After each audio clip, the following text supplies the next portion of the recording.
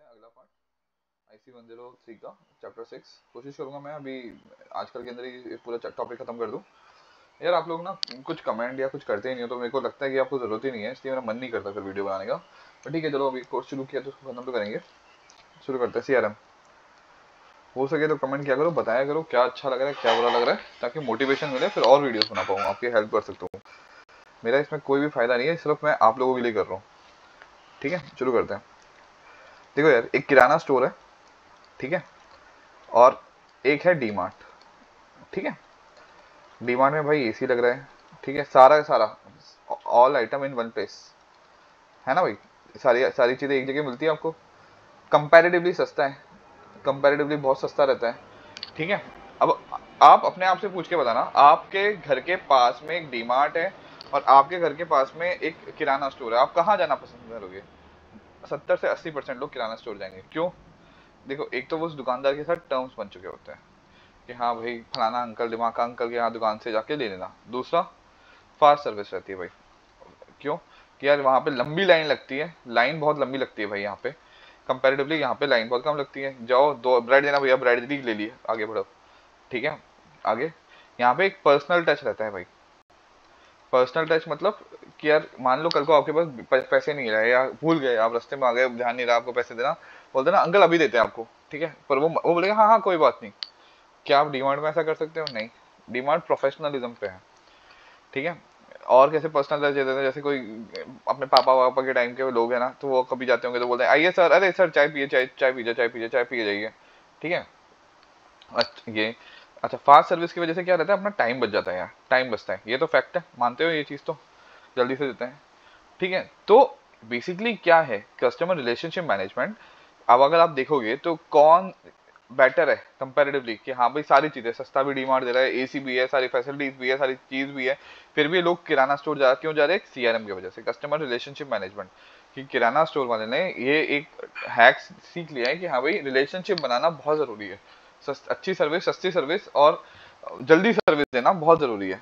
ठीक है, एक एग्जांपल और देखते हैं, ये आपको किराना स्टोर का एग्जांपल समझ में आया होगा। CRM क्या होता है बेसिकली, कि भैया कस्टमर को एक दोस्त बना के रखो और काइंड ऑफ एक अच्छे टर्म्स बिल्डअप करो उसके साथ, और जल्दी और अच्छी सर्विस दो उसको।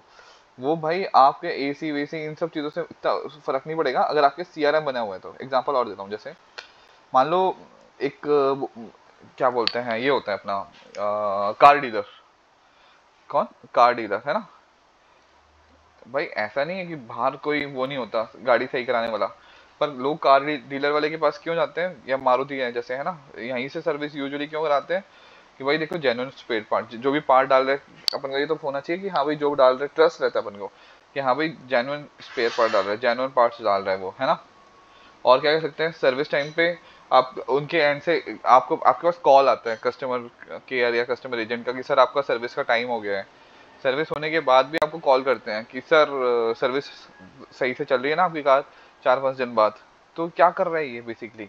ये भी किस चीज़ का एग्जांपल है? जो जितने भी तामझाम मैंने बताया, ये भी सब CRM का एग्जांपल है। CRM का मतलब होता है कस्टमर रिलेशनशिप मैनेजमेंट। कस्टमर के साथ अच्छा रिश्ता बनाए, खासकर जब जब मार्केट में बहुत सारे ऑप्शंस हो, कस्टमर के पास चॉइसेस की भरमार हो, तब आपको कस्टमर के साथ रिलेशन बनाना बहुत ज़रूरी है। जैसे अभी एक एग्जांपल और देखता हूँ मैं आपको, मान लो, है ना, आपके ये आपका घर है, ठीक है, ये आपका घर है, आपके घर से थोड़ी सी दूर पे ये दो शॉप है, ये दोनों ही किराना स्टोर है ना।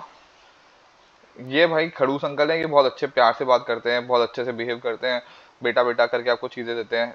ठीक है, तो आप कहाँ जाना पसंद करोगे? खड़ूस वाले के कि हाँ यही है अकड़ के मैं बात कर रहा है भाई, और एक प्यार से बात कर रहा है, तो 99% लोग यहाँ पे जाएंगे कि हाँ भाई ये बढ़िया लोग है, बड़ी अच्छे से बात करते हैं। तो ये कस्टमर रिलेशनशिप है कि कस्टमर के पास ऑप्शन है, दोनों दोनों, ये भी है ये भी है, बहुत सारे ऑप्शन है। तो जो अच्छे से बिहेव करेगा, जो कस्टमर को दोस्त बना के रखेगा, उसके पास कस्टमर जाएगा। यहाँ तक कोई दिक्कत नहीं आनी चाहिए। तो CRM का असली मतलब ये होता है कि अपने कस्टमर को दोस्त जैसा रिश्ता बनाए, सिर्फ बेचने के रूप में ही मत देखो, कस्टमर को अपना दोस्त समझो, ताकि वो लॉन्ग टर्म में आपके साथ टिका रहे।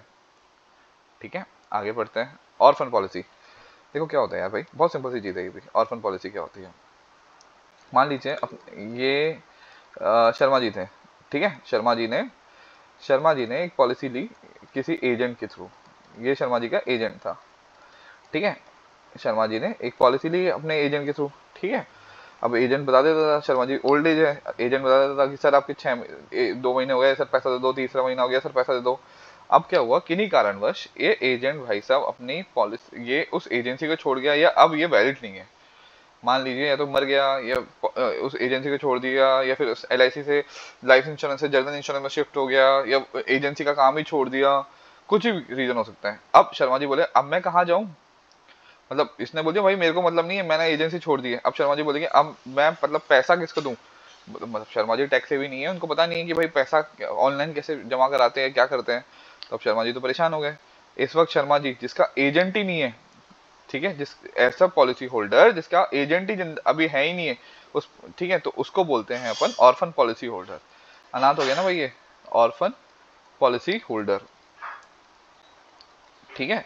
और वो पॉलिसी जिसमें एजेंट छोड़ जा चुका है उसको बोलते हैं ऑर्फन पॉलिसी, ऑर्फन पॉलिसी, ठीक है। एक कंडीशन और होती है ऑर्फन पॉलिसी बनने के लिए, एक तो भाई एजेंट छोड़ गया, एक तो एजेंट छोड़ गया भाई, एजेंट नहीं है, ठीक है। दूसरा 6 महीने से प्रीमियम का पैसा नहीं आया उसका, प्रीमियम पेमेंट ड्यू, ठीक है। दो रीजन हो गए। तो क्या हुआ भाई, पॉलिसी ऐसा पॉलिसी होल्डर जिसका एजेंट, जिसने एक पॉलिसी ली है और वो जिस पर्टिकुलर एजेंट से पॉलिसी ली वो अगर छोड़ गया, तो ऐसे पॉलिसी होल्डर को बोलते हैं ऑर्फन पॉलिसी होल्डर। और जो पॉलिसी बचती है उस पॉलिसी को बोल देते हैं अपन ऑर्फन पॉलिसी। क्या दो कंडीशन रहती है ऑर्फन पॉलिसी की, पहला तो एजेंट छोड़ गया उस पॉलिसी को जिससे लिंक था, दूसरा 6 महीने से ज्यादा पॉलिसी का पेमेंट नहीं, प्रीमियम का पेमेंट नहीं हुआ है। यहाँ तक कोई दिक्कत नहीं आनी चाहिए, समझ में आ गया कंसेप्ट, ठीक है। आगे बढ़ते हैं। तो एडा की गाइडेंस के हिसाब से जो जो बोला जाता है वो बता देता हूँ। ऑर्फन पॉलिसी का मतलब होता है कि भैया एजेंट छोड़ गया, एजेंट अभी वही बताया था, एजेंट छोड़ गया और 6 महीने तक प्रीमियम नहीं भरा गया, ऐसी पॉलिसीज को क्या बोलते हैं अपन, ऑर्फन पॉलिसी बोल देते हैं। तो इनको आइडेंटिफाई करने का रीजन क्या रहता है कि भैया मान लो एजेंट छोड़ गया, अब पता तो चले कि हाँ भाई ये ऑर्फन पॉलिसी हो गई है, वरना बेचारा कस्टमर तो क्या करेगा, बुढ़ा अगर कोई कस्टमर है तो फंस जाएगा।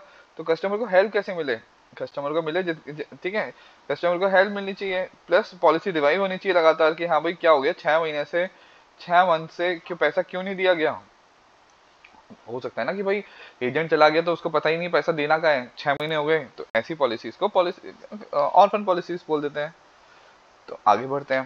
तो अब क्या होता है भाई, मान लीजिए अब आपको एग्जांपल दिया था ना मैंने शर्मा जी वाला, थोड़े गुस्से में बन गए शर्मा जी हमारे, पर ठीक है। ये शर्मा जी, ये एजेंट था, ये छोड़ गया। तो अब जो छोड़ गया, अब इंश्योरेंस कंपनी क्या करती है, हाँ भाई आप छोड़ गए हो, हम आपको दूसरा एजेंट लाके देते हैं, दूसरा एजेंट आपकी इस पॉलिसी को कंप्लीट करेगा। इस एजेंट को बोलते हैं अलॉटी, कि इसकी पॉलिसी इसको अलॉट कर दी गई है। तो अब पॉलिसी सिंस इसको इसके नाम पे अलॉट कर दी गई है, तो जो भी रिन्यूअल का कमीशन होगा, रिन्यूअल का कमीशन जो होगा वो इस बंदे को ही मिलेगा, नए वाले एजेंट को। इसके बदले में अब जो सर्विसेज ये देता कि हाँ भाई पॉलिसी रिवाइव करने में मदद करना, कि भाई लैप्स हो गए तो लैप्स नहीं होने देना, घर घर इंस्टॉलमेंट का जब टाइम आ जाए तो उस टाइम पे रिमाइंडर देना, जो भी काम ये करना चाहिए था रिन्यूअल में, अब कौन करेगा, मेरा अलॉटी एजेंट करेगा, ठीक है। कमीशन किसको मिलेगा, अलॉटी एजेंट को मिलेगा, ठीक है। आगे बढ़ते हैं। तो ये मैंने बता दिया कि कमीशन किसको मिलेगा, नए एजेंट को मिलेगा, ठीक है। अच्छा, अब मान लो कि भाई अलॉट कर दिया, अलॉट करने के 6 महीने के बाद भी, अलॉट नया एजेंट मैंने बना दिया है ना, उसके 6 महीने के बाद भी भाई वो पॉलिसी रिवाइव नहीं हुई, तो ये किसी और एजेंट को दे दी जाती है, तब ये किसी और एजेंट को दे दी जाती है, रीसाइन कर दी जाती है दूसरे एजेंट को वो पॉलिसी, ठीक है। अच्छा, कुछ रूल्स होते हैं, सेट ऑफ रूल्स। तो जो अलॉटी एजेंट होता है उसको रेगुलेशन 8 को मानना पड़ता है, regulation 8 code of conduct agents, ये बेसिकली एजेंट्स की कुछ क्या बोलते हैं प्रोटोकॉल्स के रूल कोड ऑफ कंडक्ट होते हैं, उनको मानना पड़ेगा, रेगुलेशन 8 का ध्यान रखिएगा। आगे बढ़ते हैं। तो एक और चीज, सबका रिकॉर्ड रखना पड़ेगा कि अलॉटमेंट किसका हुआ, रिवाइवल कब हुआ, अगर सरेंडर हो गई तो सरेंडर कब हुई, ये सब चीजें। तो मैंने आपको ये शॉर्ट में दो चार चीजें बता दी। क्या क्या बताया मैंने आपको, मैंने आपको बताया कि ऑर्फन पॉलिसी क्या होती है, ऐसी पॉलिसी जो भैया जिसका एजेंट चला गया है, जिसका एजेंट छोड़ गया है उसको, और 6 महीने से ज्यादा पैसा ड्यू है, पेमेंट प्रीमियम ड्यू है। अब जो एजेंट चला के जाने के बाद नया जो एजेंट जिसको अलाइन करेंगे उसको बोलते हैं, उसको क्या बोलते हैं, अलॉटी एजेंट, ठीक है। आगे बढ़ते हैं। रिवाइवल बता दिया, कोड ऑफ कंडक्ट, इनके रूल्स, सेट ऑफ रूल्स जो फॉलो करने होते हैं। रिवाइवल मतलब अब 6 महीने के बाद अगर कोई भी पॉलिसी लैप्स हो जाती है तो उसको रिवाइव करना पड़ता है, तो उसको रिवाइवल बोलते हैं। अगर बीच में कोई पॉलिसी छोड़ जाता है तो उसको सरेंडर बोलते हैं। परसिस्टेंसी अभी अपन पढ़ेंगे वैसे, पर हाँ परसिस्टेंसी मतलब कितनी पॉलिसीज मेरी टिकी रही, अगला टॉपिक यही है वैसे, ठीक है। परसिस्टेंसी, परसिस्टेंसी का मतलब क्या होता है, मान लीजिए LIC ने 100 पॉलिसियां बेची, 100 पॉलिसियां बेची, और एक पर्टिकुलर टाइम पीरियड के बाद उसने देखा कि भाई अभी सिर्फ 80 पॉलिसीज चल रही हैं, बाकी जो 20 पॉलिसीज बेची थी, बाकी जो 20 पॉलिसीज बेची थी इन लोगों ने सरेंडर कर दिया, बीच में अपनी पॉलिसी छोड़ दी है। तो कितनी पॉलिसी टिकी हुई है, 80 पॉलिसी टिकी हुई है, तो ये मेरी परसिस्टेंसी होगी 80%। परसिस्टेंसी का मतलब जो मैंने बेचा उसके बाद कितनी पॉलिसी टिकी हुई है, कितने पॉलिसी होल्डर मेरे साथ अभी भी कनेक्टेड है, ठीक है। कितने लोग हैं जो कंटिन्यू करते हैं, कितने लोग हैं जो कंटिन्यू पॉलिसी, जो पॉलिसी कंटिन्यू करते हैं, कितने लोग बीच में छोड़ जाते हैं, उसके बारे में पता चल जाता है, इसको देख के, ठीक है। तो परसिस्टेंसी का फॉर्मूला क्या हो गया कि एक्टिव कितने हैं अपॉन टोटल कितनी पॉलिसी बेची, ठीक है। टोटल 100 बेची और उसमें 80 एक्टिव है, तो ये मेरी परसिस्टेंसी का रेशियो हो गया, ठीक है। आगे आते हैं। अच्छा, एक परसिस्टेंसी का एकदम उल्टा होता है लैप्सेशन। परसिस्टेंसी टिकना, परसिस्टेंसी होता है टिकना, लैप्सेशन होता है छोड़ देना। यानी लैप्सेशन मतलब कितनी पॉलिसी, अब जैसे 100 थे, 100 में से 80 टिकी रही, 20 निकल गई, तो लैप्सेशन 20 पॉलिसीज का हुआ, परसिस्टेंस 80 पॉलिसीज रही है। तो देखो लैप्सेशन अगर कम रहता है, लैप्सेशन अगर ये जितना कम होएगा ये बढ़ता जाएगा, ये वजह से 85 हो गया तो ये 15 हो जाएगा। तो परसिस्टेंसी कह सकता हूँ मैं इनवर्सली प्रोपोर्शनल होती है लैप्सेशन के। अगर परसिस्टेंसी बढ़ेगा तो लैप्सेशन कम होगा, लैप्सेशन कम होगा तो परसिस्टेंसी बढ़ जाएगा, ठीक है। ये ध्यान रखिएगा, ये मैंने आपको बता दिया। आगे बढ़ते हैं। अच्छा, लैप्सेशन अगर बीच में कोई पॉलिसी छोड़ देता है तो उसका फायदा, उसका क्या कॉन्सिक्वेंसेस होते हैं। पहला, प्रीमियम गया, ठीक है भाई। पॉलिसी होल्डर को क्या नुकसान होता है कि भाई उसने प्रीमियम का पैसा दिया होगा, वो पैसा अब गया, इंश्योरेंस कंपनी काट कूट के थोड़ा बहुत पैसा वापस लौटाती है, उसको अच्छा खासा प्रोटेक्शन मिल रहा था वो चला गया। हो सकता था फ्यूचर में रिटर्न्स मिलते हैं, यूलिप विलिप पॉलिसीज होती है, पैसा मिलता है उसको भविष्य में, वो चला गया उसका। सबसे इंपॉर्टेंट, इंश्योरेंस कंपनी को क्या नुकसान होता है भाई, ये मैं आपको 1000 बार बता चुका हूँ, फिर बता रहा हूँ। जो इनिशियल एक्सपेंसेस होते हैं वो रिन्यूएबल एक्सपेंसेस से ज़्यादा होते हैं। तो इंश्योरेंस कंपनी का शुरुआत में कोई भी पॉलिसी के ऊपर ज़्यादा खर्चा हो जाता है। और अगर मान लो शुरुआत में 5,000 रुपये का खर्चा हो गया, प्रीमियम 4,000 का आया है, तो ये खर्चा रिन्यूएबल से निकलता है वापस आगे जाके। पर तो इनिशियल एक्सपेंसेस बहुत ज़्यादा होता है, तो इनिशियल कॉस्ट यानी advertisement, paper work, commission, training, तो ये कॉस्ट आगे जाके 15-20 साल बाद वसूल होना चाहिए। पर बीच में ही छोड़ गया तो भैया इंश्योरेंस कंपनी को क्या हो गया, बहुत तगड़ा फाइनेंशियल लॉस हो गया है। आगे बढ़ते हैं। एजेंट का नुकसान, भाई एजेंट का क्या नुकसान हुआ, एजेंट ने बहुत माथापच्ची करके पॉलिसी बेची है, ठीक है, तो उसका रिन्यूएबल कमीशन चला गया, रिन्यूएबल का, हाँ, हर साल या हर 6 महीने में जो पॉलिसी जिस हिसाब से उसने क्या बोलते हैं पैसे प्रीमियम पेइंग टर्म रखा है, तो वो पूरा का पूरा वो निकल गया उसका, ठीक है। रिन्यूएबल कमीशन नहीं था बेचारे के पास। आगे बढ़ते हैं। परसिस्टेंसी, अब देखो क्या होता है यार, पुअर परसिस्टेंसी का मतलब टिकने का, पुअर कम टिकने की ताकत, कि मतलब 100 बेची, 100 में से 30 पॉलिसी अभी चल रही है, बाकी सब 70 के 70 को लैप्स हो गई, यानी सरेंडर कर दिया। यानी कंपनी की इमेज खराब है, यानी कंपनी ऐसी है जो बेच देती है और उसके बाद सर्विस नहीं दे रही है, मतलब, ठीक है। नए कस्टमर इजीली ट्रस्ट नहीं कर पाते, कॉस्ट बढ़ जाती है, क्यों भैया इनिशियल एक्सपेंसेस बढ़ गया ना मेरा, मुझे फाइनेंशियल लॉस हो रहा है, तो मुझे आगे की पॉलिसीज कवर करने के लिए मुझे महंगा बेचना पड़ेगा, तो इंश्योरेंस सबके लिए महंगा हो जाता है। अगर पूरे जनरलाइज बता रहा हूँ कि अगर सारी इंश्योरेंस मेरी परसिस्टेंसी इंश्योरेंस मार्केट की परसिस्टेंसी कम होती है तो भाई मुझे ओवरऑल नुकसान ही होता है। आगे बढ़ते हैं।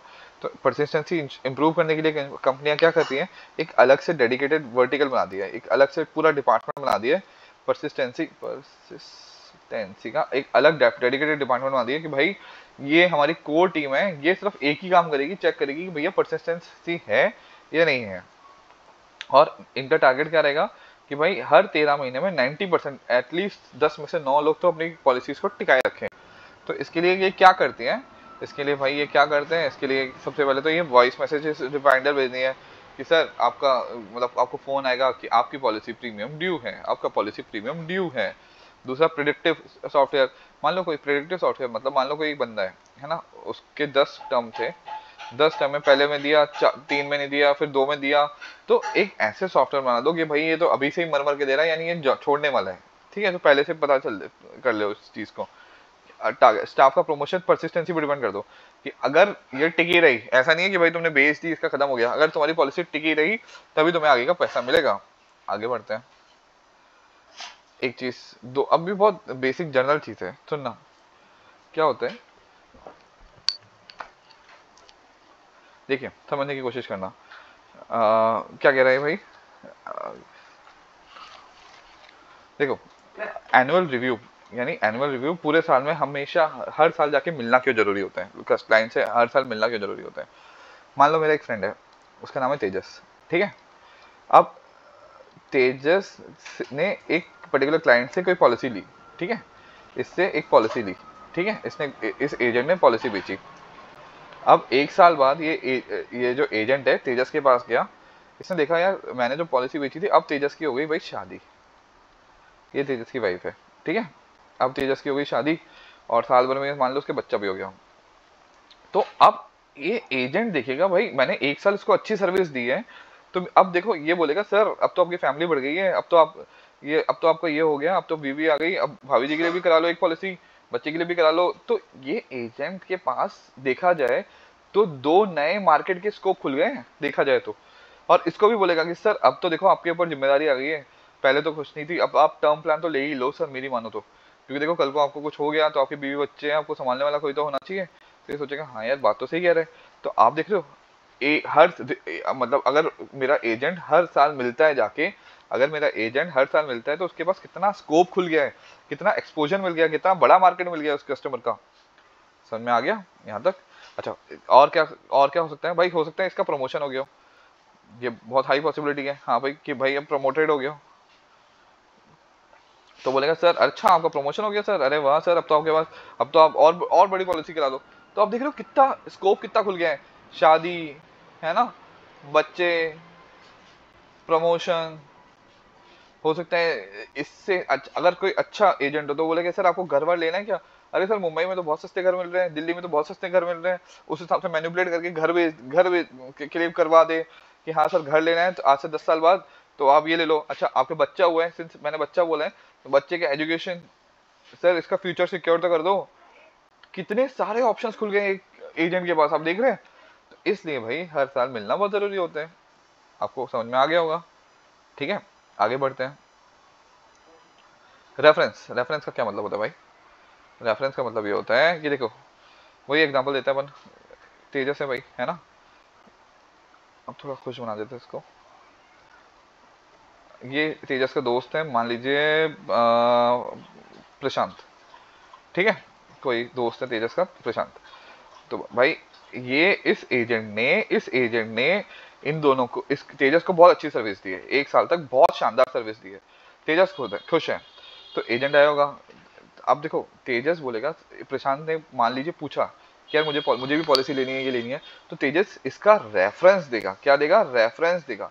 इस रेफरेंस की मदद से अब देखो सिंस पहले से ही ट्रस्ट बन चुका है, पहले से ही, अब ये दोनों दोस्त हैं और ये खुद बोल रहा है कि भाई मेरे को एक साल इसने अच्छी सर्विस दी है, तो इसको इसको कन्विंस करने के लिए जो टाइम लगना चाहिए ना कि हाँ वैसे सर ले लो सर ये ले लो सर वो 2 बार कॉल कर, नहीं, अब ये बोलेगा सर आप तेजस सर से पूछ लीजिए सर हमने कितनी अच्छी सर्विस दी आपको, आप पूछ के देख लीजिए। समझ में आ रहे हो, यानी क्या हुआ, ओवरऑल मेरा एफर्ट जो एजेंट है वो बहुत कम हो गया और रिजल्ट बढ़ गया। समझ में आ रहा है कि हाँ भाई रेफरेंस। अब देखो इसने इसको बताया, हो सकता है इसको भी आपने एक साल अच्छी सर्विस दी, ये अपने 3 दोस्तों को और बताए। इस तरह से आपको अपना नेटवर्क बढ़ाना होता है, एज एन एजेंट बता रहा हूँ मैं अभी इस वक्त, ठीक है, ये फायदा रहता है। तो कब मिल सकते हैं भैया, रेफरल का सबसे अच्छा समय क्या रहता है कि पहले अगर क्लाइंट को आपका अप्रोच पसंद आया, एक कि हाँ भाई बंदा तो ठीक लग रहा है, जेन्युइन लग रहा है। दूसरा सर अगर आपको सर्विस पसंद आएगी तो दोस्तों को नंबर शेयर कर दीजिए, मतलब एक साल आपने अच्छी सर्विस दी उसके बाद इस तरह से। तीसरा पॉलिसी इशू होने के बाद आप जब FPR देने गए, फर्स्ट प्रीमियम रिसिप्ट, उस टाइम आप अप्रोच कर सकते हो, अगर आपका क्लाइंट खुश है तब आप अप्रोच कर सकते हो। आगे बढ़ते हैं, ये मैंने आपको बता दिया, ठीक है। अब देखो क्वेश्चन पढ़ते हैं, MCQs देखते हैं क्या कह रहे हैं। देखो पहला क्वेश्चन, अब देखो कितनी पॉलिसी अभी टिकी हुई है इन फोर्स है at the end of the period, और कितनी पॉलिसी खत्म हो गई उसको उसको क्या बोलते हैं अपन? परसिस्टेंसी बोलते हैं। इसको क्या बोलते हैं अपन? परसिस्टेंसी बोलते हैं। नेक्स्ट, इंडिविजुअल इंश्योरेंस बिजनेस के रिस्पेक्ट में एजेंट, इंश्योरेंस एजेंट कहाँ कहाँ से रेफरेंस ले सकते हैं? क्लाइंट्स जो जो पहले लेने वाले थे नहीं ले रहे, ठीक है भाई, सर आप नहीं ले रहे, सर आप अपने किसी दोस्त को बोल दो, ऐसा होता है ना। प्रॉस्पेक्ट जिसके उम्मीद थी, एक्सिस्टिंग कस्टमर से बोल सकते हैं, जो तेजस वाला एग्जांपल दिया, ठीक है। आगे बढ़ते हैं। नेक्स्ट क्या कह रहे हैं? रमेश एक पॉलिसी होल्डर है और करण एक इंश्योरेंस एजेंट है, ठीक है। करण का इंश्योरेंस लाइसेंस खत्म हो गया, ठीक है, तो रमेश को क्या बोला जाएगा कि भैया एक पॉलिसी होल्डर का अगर एजेंट चला गया, एजेंट नहीं रहा, तो उसको बोलते हैं ऑर्फन पॉलिसी होल्डर। और ऐसी पॉलिसीज जिसका प्रीमियम 6 महीने से ड्यू है, जिसका क्या बोलते हैं, पहला फर्स्ट अनपेड प्रीमियम 6 महीने से ड्यू है, उसको बोलते हैं ऑर्फन पॉलिसीज। तो ऑर्फन पॉलिसी क्या होती है कि भैया प्रीमियम 6 महीने से ज्यादा ड्यू हो चुके हैं, प्लस एजेंट छोड़ के चला गया है, इस तरह की पॉलिसीज को बोलते हैं, इस तरह की पॉलिसीज को क्या बोलते हैं? Orphan policies. तो उम्मीद करता हूँ आपको पसंद आया हो। अगर अच्छा लगा हो तो कमेंट करना, आपके कमेंट के बेसिस पे आगे वाले टॉपिक्स, मतलब देख, मुझे पर्सनली लगेगा कि यार आपको जरूरत है, तब तो मैं अच्छे से बनाऊं, अपना टाइम कंज्यूम करूं। अगर आपको नहीं है जरूरत तो कोई इशू नहीं है, ठीक है, बता दीजिएगा। मैं ये जो भी बना रहा हूँ बस इसीलिए कर रहा हूँ ताकि आपकी फेलोशिप की जर्नी आसान बन सके।